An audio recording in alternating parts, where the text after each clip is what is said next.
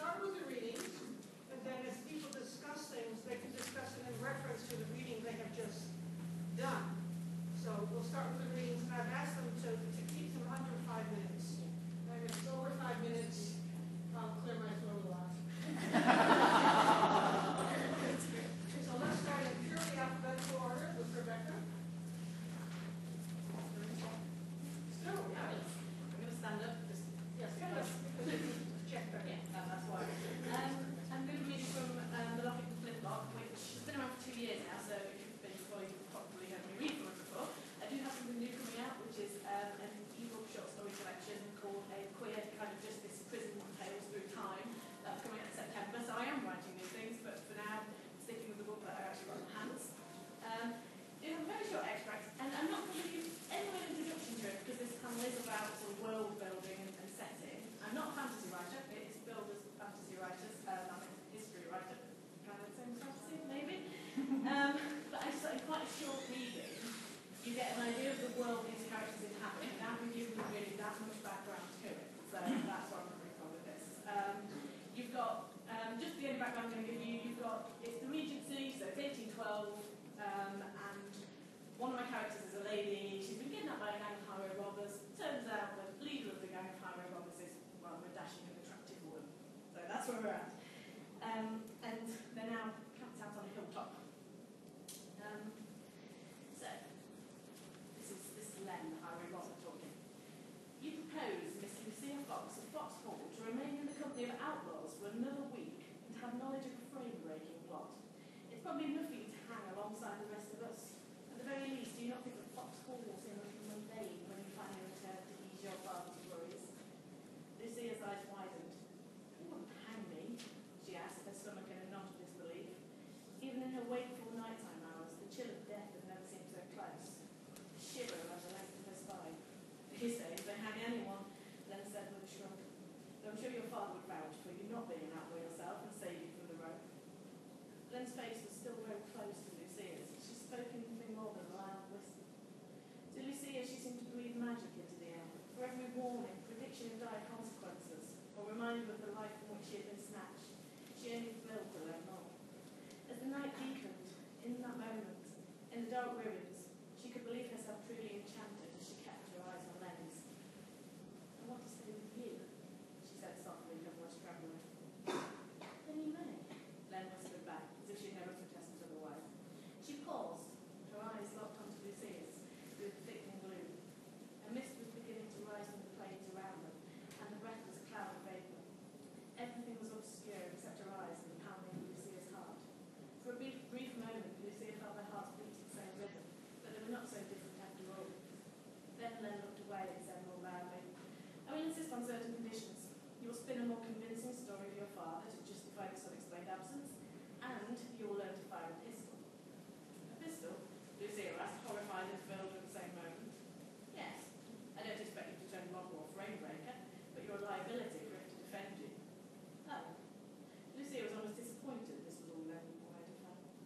Len stood up and, with a brief glance down at Lucia, strode towards where June was perched on a high frame of wall, a shadow of the descending night. Lucia watched her go, felt her heart ache in a way she'd never known it before.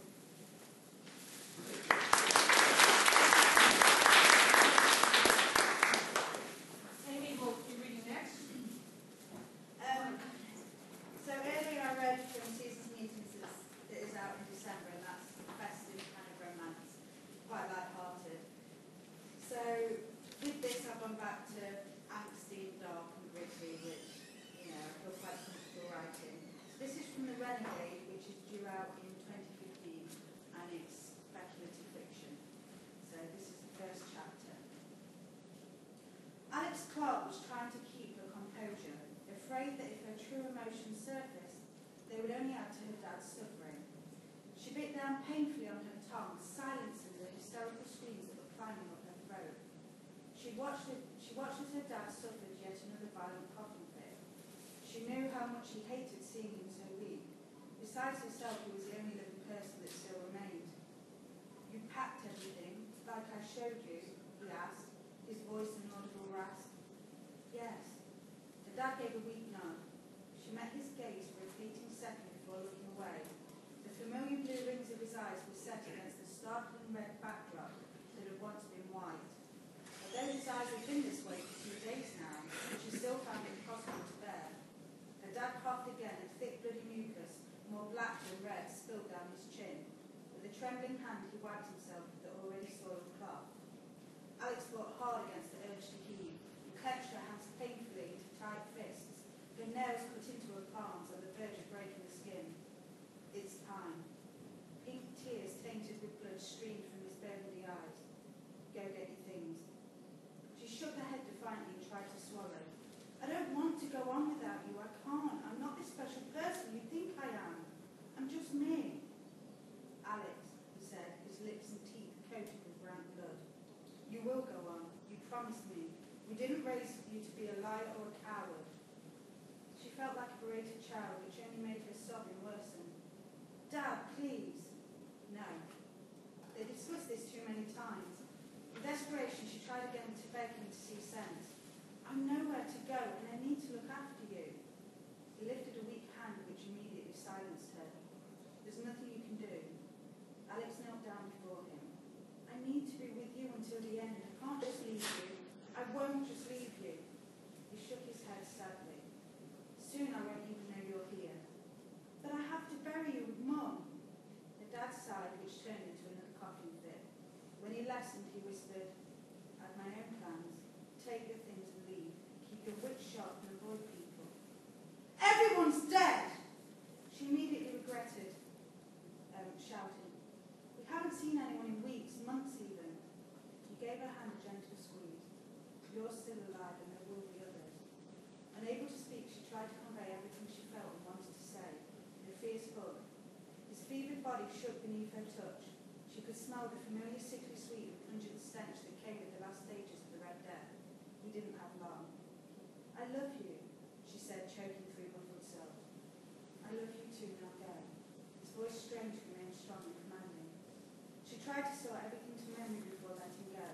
When she did finally pull away, she refused to meet his vivid eyes. She went to her room to collect her backpack. It was hard to resist the urge to take more, but her backpack was already solid and heavy. As she longingly surveyed the room, she saw the photos and other sentimental belongings that she'd always taken for granted. Every single one of those items now seemed invaluable in worth. Downstairs, she lingered before the front door. She could hear her dad's gasping breaths from inside the living room. She waited silently. Neither of them spoke. Alex racked her brain for something to say, desperate to initiate one final conversation, or to even just hear one word from him. But it had all been said before, and there were no words that could voice her heartbreaking grief. She refused to make this harder for him. She pulled open the door and stepped over the threshold, like she'd done 1,000 times before. The warm June morning greeted her. She paused one final time, her ears straining for the familiar voice. After a few long, tortuous seconds of silence, she closed the door behind her. She followed his strict instructions, engaged the lock, pushed the keys through the letterbox, and heard them jingle as they landed on the welcome mat. As she reached the end of the driveway, she closed the familiar creaky iron gate behind her. Without purpose, she allowed her feet to carry her down the familiar but deserted street. Abandoned cars line most of the driveways and pavements. Some of the gardens had mounds of earth still visible from where her burials had taken place. She numbly passed by each house, remembering the familiar faces of those who used to inhabit them. She babysat for most of the kids on their street at one time or another. As she rounded the corner, a loud bang erupted and made her jump with surprise. The silent morning still echoed with the resounding sound of the single gunshot. She recognised the sound and knew it had come from her dad's handgun. A single renegade tear escaped, and she briskly wiped it away with the back of her hand. At least he wouldn't suffer the same excruciating and degrading fate that had fallen on Mum. There's nothing to go back for now. I love you, she whispered, looking up to the sky, then chastised herself. Whispering was pointless when there wasn't another living soul around to hear. Truly alone for the first time in her life, she began walking again. There was no destination in mind and no end in sight.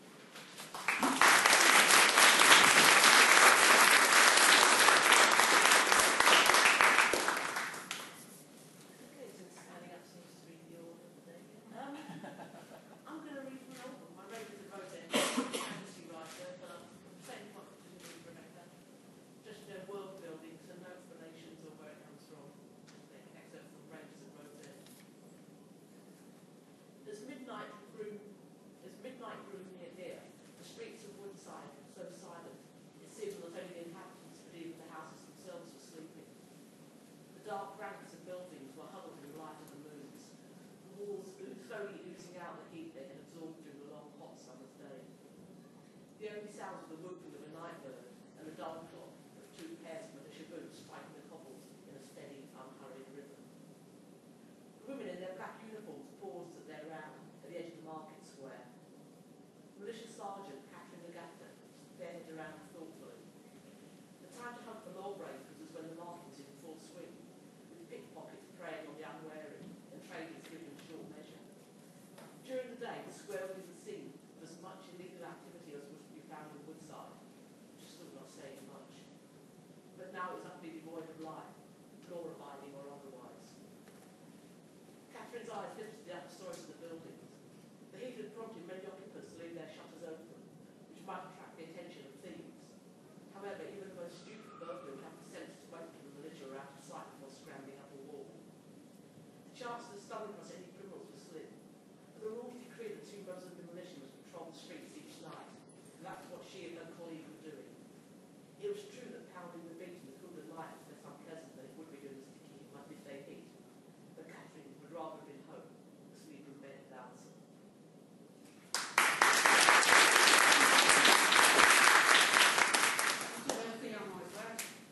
This is from one of my World War II novels that begins with Dunkirk and ends on D-Day.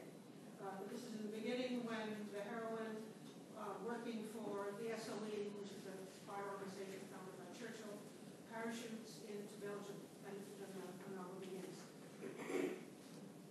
It was cold inside the fuselage, and she shivered in spite of the woolen clothing under her jumpsuit. She slouched over her parachute pack amidst the engine roar, and with nothing to do but wait, she brooded. How had she ended up here? Hadn't she learned her lesson at Dunkirk? She did a rundown of what she needed to know to stay alive, how to maneuver the chute to avoid treetops or water, how to tuck and roll upon landing, and how to bury her chute and overalls. Under the roar of the airplane engine, she detected a softer sound, and she smiled. Lou was snoring as if by a cozy winter fire, the big love. If they were captured, she was confident he'd hold out against the enemy and would be an inspiration. She wiggled her fingers, practicing the Morse code she'd be using for the wireless reports. Dee-dee-dee, da-da-da, dee-dee-dee. Well, she hoped she wouldn't need that. A soft tap on her shoulder startled her. It was the dispatcher with a tin cup of tea. She took off her gloves, warming her hands on the cup while she sipped and tasted a good shot of rum in the tea. Lou was awake now, too. When they handed back their mugs to the dispatcher, he signaled that they were almost at the drop zone. Slated to jump first, she checked all the buckles on her chute, tightened the strap on her jump helmet, and clambered toward the open hatch. Her chute release cord slid along the pipe over her head, and she stood with legs right apart over the hatch opening, watching with dread as the dull gray patches of ground slipped by. And she turned her attention to the signal box, waiting for the red light to turn green. Tiny white sparkles sparkled on the ground below. A fraction of a second later, she heard the detonation. Flat cannons. Her heart thudded with fear. They'd been spotted. In that instant, the light turned green and dispatched her shelter out of the plane. Scarcely 2 seconds after she plunged into darkness, the whipcord yanked her to a virtual standstill, and she began floating downward with a wild lateral sway. She tried to tilt her head upward to search the sky for Lou's parachute, but the wind whipped her around, and she had to look down to prepare for the landing.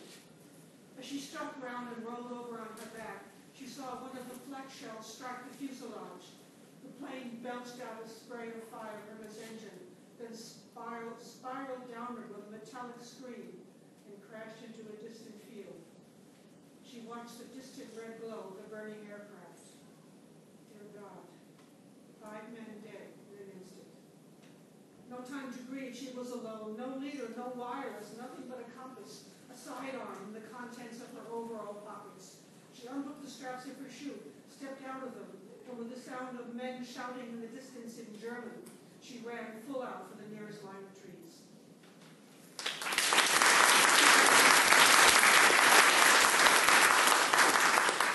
Well, in fact, we all write from very different standpoints and with very different degrees of reality. So I'm going to ask everyone to start. How far do you go into the non-real? How much do you use your reality, and how far do you push it into the non-real world? Let's do that with everything, Rebecca. It's out into the non-real. So, I imagine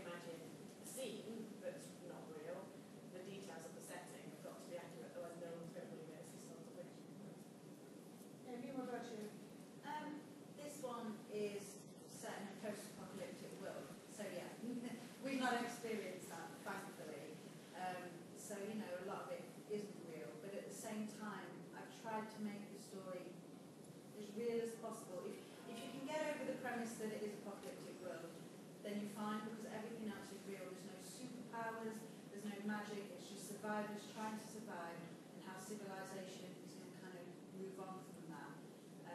Obviously, how I think about that might be different to other people, but I'd say it's still quite gritty, action-packed, but very real. You know, the people, the survivors are just like you and me. The main character was an admin assistant before the Red Death, and now all of a sudden she's this survivor that, you know, is kind of a hero in the end. She's reluctant to be one, but that's what she's, you know, that's her journey, and she's got to become one. Yeah, I think you need to give as much reality in as possible. I mean, any elements in the non-real that I introduce, I'm really there to be there for a reason. I just don't throw things in. I wouldn't be cool if people were flying or doing the other. The excerpt I read was from my surveillance series, which is the Women Only World. I wanted to play down the Women Only World, put women in there that I thought were as realistic as possible, try to make the world as realistic as possible and play games. Have a situation where being lesbian, being a woman, was nothing out of the ordinary. There was no other option. And then see what other options you can bring in. But in order to take the reading, it has to be as real. If I don't need to invent it, I don't. If that makes sense. So in the excerpt I read, you know, the things like, you know, bricks giving out the heat that was all during the day, trying to put in things that are real that people can relate to. And but the readings we've had before, you know, losing a parent, other situations, the reader can relate to it, you can carry them. You can't throw too much reality into it. You simply do just for the fun of it. You should have some reason for what anything you put into a book. Actually, not just reality. It's not like Batman and Robin. No. None of us write that. Well, mine is absolutely and thoroughly real because it's about World War II, and we know a lot about it. So every mechanical detail, uniforms, costumes, parachutes, behavior, the rules of the game is all real. I have to look it up. I learn it, and I put the characters into it. I create the dialogue, but everything that happens to her can happen and has happened to somebody. But I'm bound to a history that everybody knows. So this isn't like ancient Rome, where you can have a lot of liberty. Mine has to be absolutely real, only I made it up. So this is similar though, for your characters.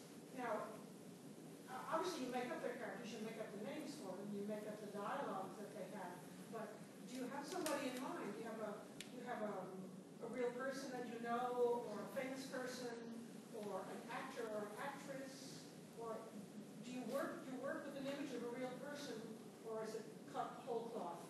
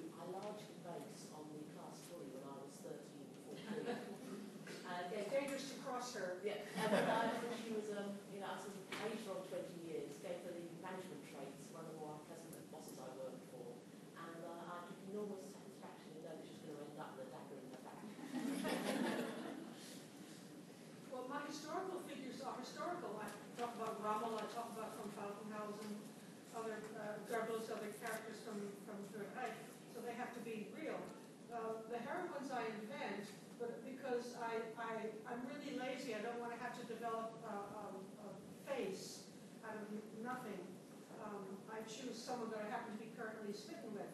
And if you've seen Happy Valley or Last Tango in Halifax, I chose the face and more or less the personality of Sandra Lancashire. Sarah. Sarah. So just because I didn't have to worry about thinking of how she looked, because that's how she is. But that's out of laziness. I don't have to do any more work. Okay, setting though. I mean, this is kind of the same question over and over again. There's the world that we all live in, and it has sidewalks and walls and rooms and toilets and things. And then there's the setting that you write in. Do you assume the setting is as the reader will understand it, or do you build the setting for the reader? Because it's different from the real setting that you're familiar with. Say that again. So I'll start thinking about the backwards now.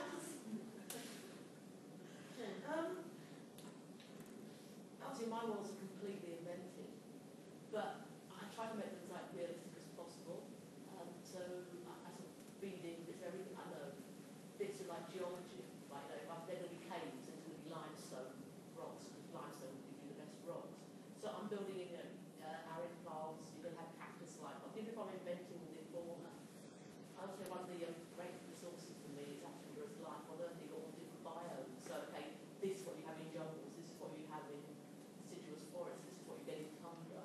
And then you construct the world. Even if I'm building it from scratch, it still makes sense, because it's I think it's going to throw the readers off when it doesn't make sense. So it's an imagined setting, but I'm feeding in as much information and as much reality as I can to make it work. What gets me right up in a lot of fantasy books, you'll have group travellers crossing deserts, and they get attacked by these huge monsters, and they go, what do the monsters eat when there's no travellers around to eat?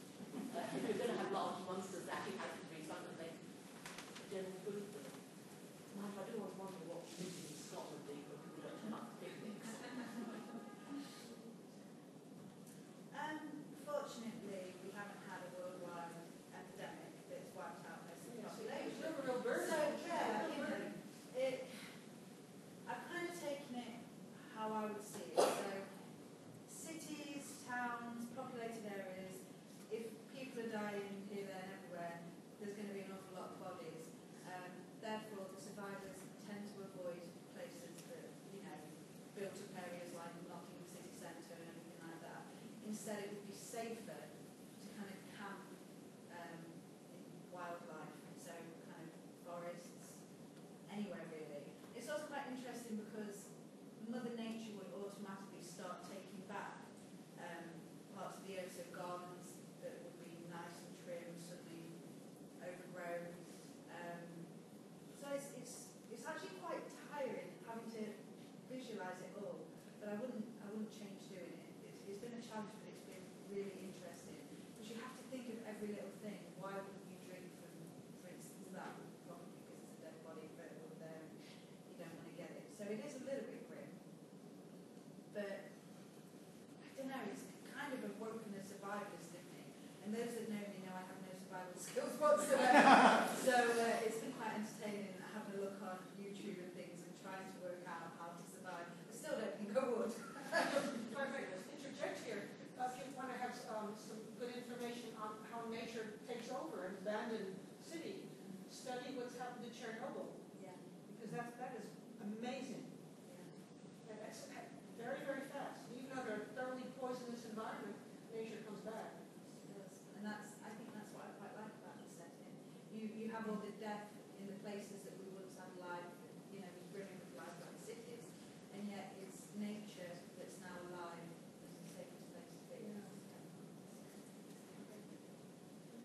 Specifically what you said, actually, very hard work to keep the setting going. I think historical settings are similar. It's very real, but to keep it feeling real to a reader that's got any awareness of history at all, you've got to be so careful not to put anything in that's going to jar with that. And like Justine, who was very specific in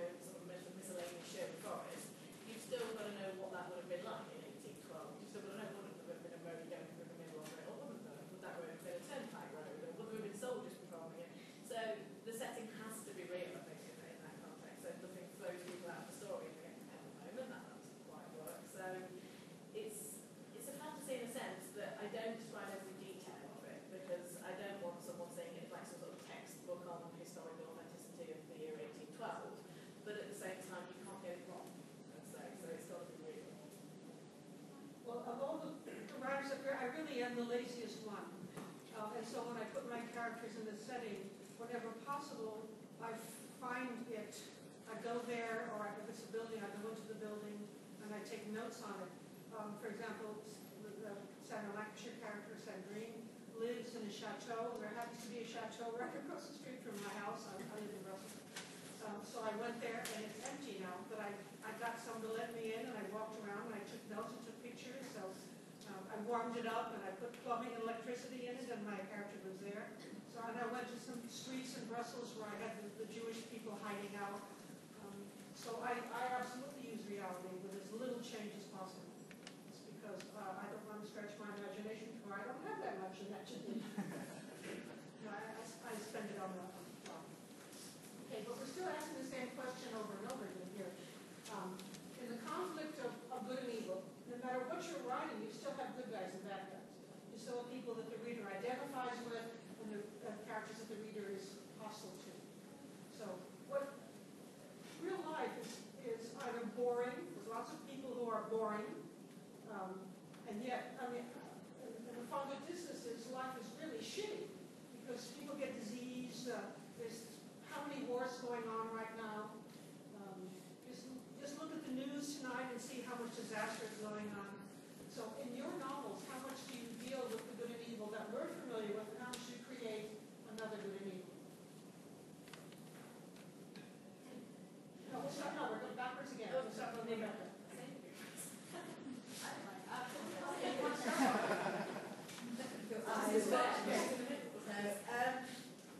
Yes, good and evil. It's, it's in every kind of book really, to different extents. With this one, I'd like to think my main characters are obviously the good ones. I think, to have a baddie, I like to know why they're a baddie. I like to know the psychological kind of aspects, things that may have happened previously in their lives. I don't just want to have a baddie for the sake of having a baddie. I want to know why they're a baddie. I want to get interested.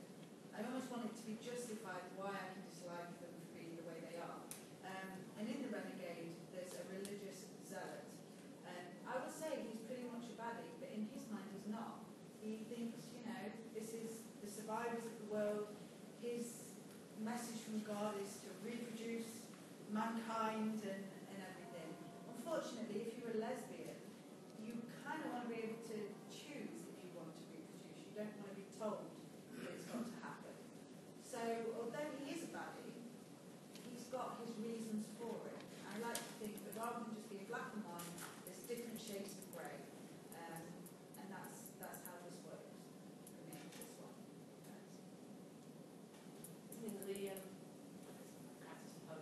There's so much good in the worst of us and so much bad in the best of us. It becomes any of us to talk about the rest of us.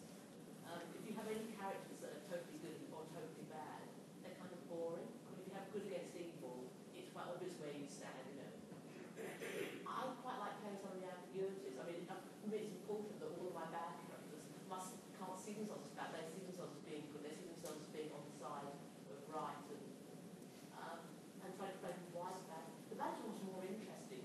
I don't know how can they be doing what is contrary to what you're standing in the way of your main characters, but they can still see themselves as being right.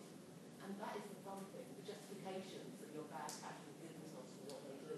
And they have to be sensible justifications. Again. But then Justine writing about, Hitler didn't see himself as being a bad person. He saw himself as really nasty, but considering job. He's actually a very heroic soldier in World War I. Yeah, but I'm sure he's operated in generous to kind of thank him for the job he's done. It's just how you persuade yourself that what you're doing is right. That's actually quite fascinating. Women's heroes. It's just right up the values. I just realised I don't really write about these at all. People are in peril in my books. It's not like anything's all sort of roses and flowers and everything's lovely, but it comes more from situations rather than individuals. So, though I can think of one or two bad individuals in my books, they're not sort of the driving force of the evil side of things. They just become part of it. And the obstacles and the challenges that my characters face tend to involve because they've got themselves in a dangerous situation. I think at the moment, the hungry robber and things like that, and they might get hanged for it. But in which case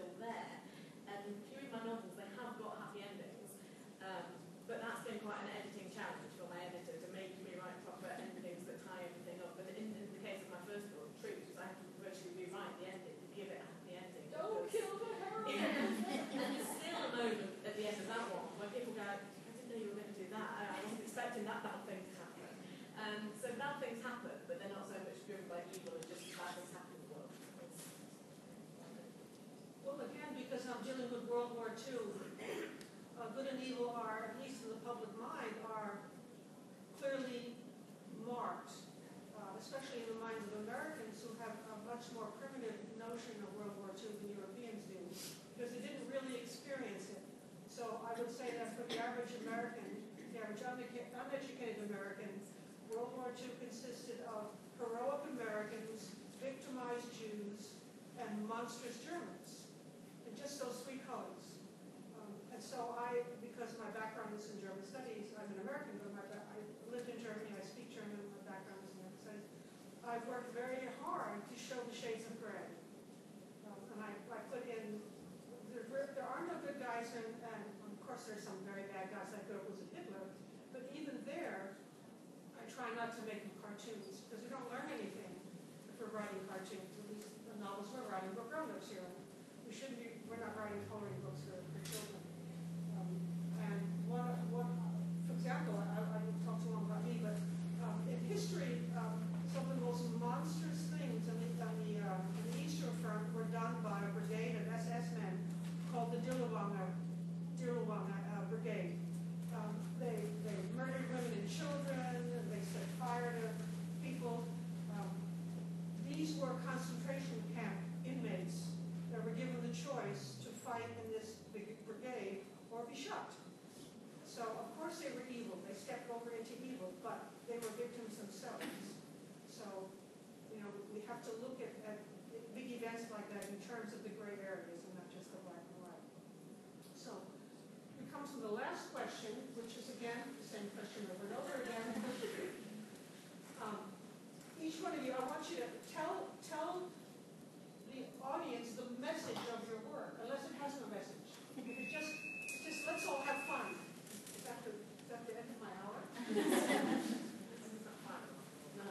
Well, but just briefly say, we'll start with you this time. The message of my novel is, or my novel has no message. The message of my novel is, they don't have specific messages. The message of what I write, historical fiction with LGBT characters, is that we've always existed, and we might not have made it into the formal pages of written history or even into fiction, but people living all kinds of diverse lives have always existed, and I try to write a very realistic historical story, but telling their story with it. Right. Well done. I'm not trying to get a message to anyone. I want people to enjoy all of the stories. But with The Renegade, it is naturally thought-provoking in content. You can't help but wonder if the world as we know it ends and there's suddenly this brand new one that's scary with no laws and nothing really. I want people to question what they would want to happen, consider it from that point of view. LGBTQ, what would happen to us in that brand new world? They're the things I'd like people to think about. But as I said, there's no message. I just kind of want you to enjoy the story. I don't know about message as such, but one thing about writing speculative fiction is you're speculating what if, and you can pose all sorts of what if ideas. And rather than getting big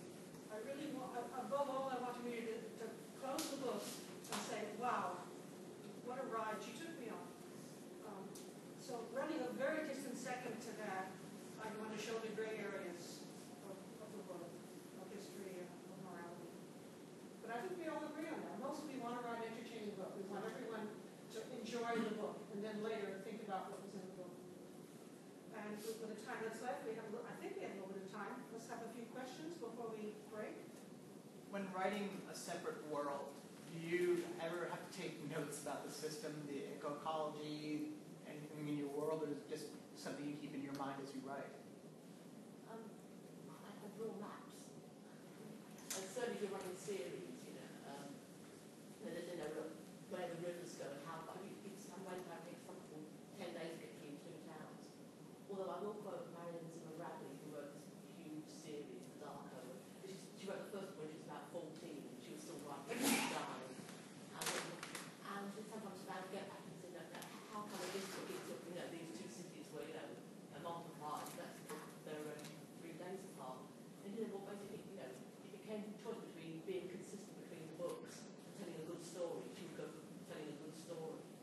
So she did actually also have consistency between the books. I think I like to make a note of everything just so I don't forget it, but that's my OCD. Historical things know what happened in each year. We have to do historical novels. So any really attentive reader would say, wait a minute, that didn't happen in 1944. That happened in 1947. And they will let you know. Yeah, oh, for sure.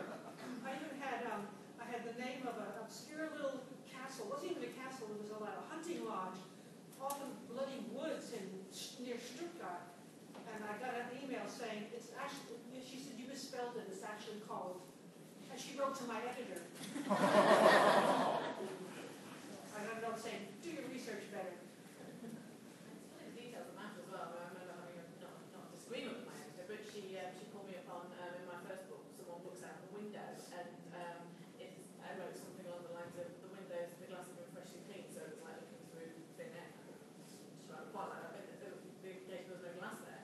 And my editor actually said, in this year, which was I think it was 18 something, I can't remember what it was, did they actually have perfectly clear glass? So I don't have to go and look. Things like that people will notice that it's good to know. Always something to notice, no matter how esoteric the detail is.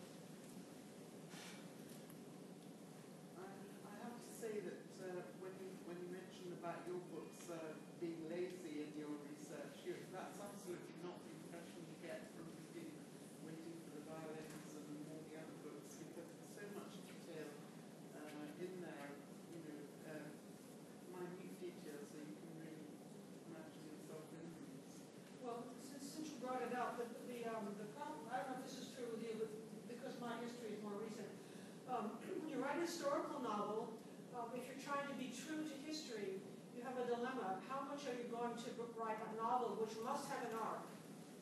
And usually, if you're really adept, the sections and each chapter will have a bit of an arc too. I mean, this makes it a satisfying experience for your reader to come with the arc, to have a climax, a mini climax in each chapter, and then a rising and falling action in the novel.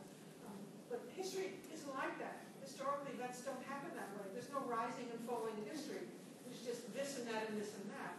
So when you want to be authentic and you want to follow the dates and the events, you have to really do some fancy juggling to make a novel into a history. So it was quite difficult with those various realities. Please, there must be something you really want to know about us, like what we wear under our clothes, or nothing. No morbid curiosity. Okay, I thank you. You can ask over beer. Thank you for your attention. And one last thing that I don't know whether Vic is going to say. Please buy one of our books, not because of us, because our royalties are small. Most of us don't need the royalties.